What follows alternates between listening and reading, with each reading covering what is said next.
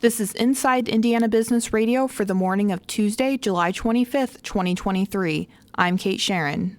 The City of Greenwood announced it will update its comprehensive plan to serve as the city's blueprint for future growth. It wants to focus growth through the Eastern Corridor's sustained expansion and reinvest in mature areas of the city.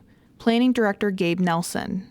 But this is really going to look at public safety, infrastructure, economic development, and one of the biggest is quality of life. So we're definitely going to want input from the public looking at all these things and how we want Greenwood to look for the future generations. The city's comprehensive plan, which is a document denoting a place's long-term goals, was last updated in 2007. Mayor Mark Myers recently announced his intention to update the plan. The Greenwood Board of Public Works and Safety approved the launch of the revised document at its June meeting. A draft is not yet available. The steering committee and public comment will contribute to the document's priorities. Currently, Nelson said they are collecting data and will soon work on public outreach. He estimates the process will take about a year to see a finished project. Nelson said this should be a living document with frequent updates every 5 to 10 years as the city grows. This move is an attempt to address new trends city officials have noticed and get ahead of changes they foresee in the future. The Evansville CardCon is expecting to bring thousands into the southern Indiana city, enough to be considered one of the largest events in the region. The Sports Trading Card and Memorabilia Convention is an all-day event this Saturday, July 29th at Old National Events Plaza in the Brooks Exhibit Hall. Around 180 vendor tables will be present. Indiana lawmakers cleared the way last year for school districts to issue their own permits to hire adjunct teachers for hard-to-fill teaching positions. IIB's Alex Brown has more.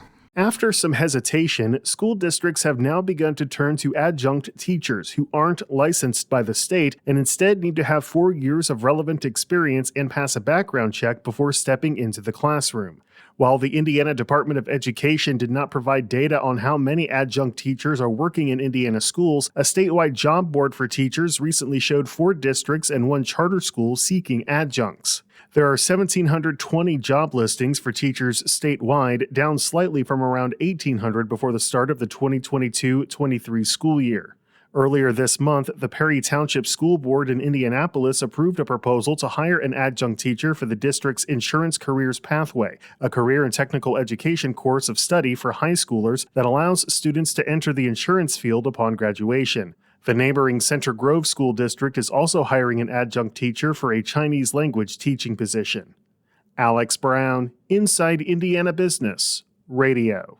From the #1 source for Indiana business news, this is Inside Indiana Business Radio. For 25 years, we've had the honor of telling the story of Indiana business. More than 1,300 shows, 8,000 interviews. We've traveled from Valparaiso to Versailles, Fort Wayne to Fort Branch, and everywhere in between. And we are just getting started. Our team is passionate about Indiana business because your story is worth telling. Join us every week as we travel the state to bring you Indiana's story. Inside Indiana Business, 25 years and counting.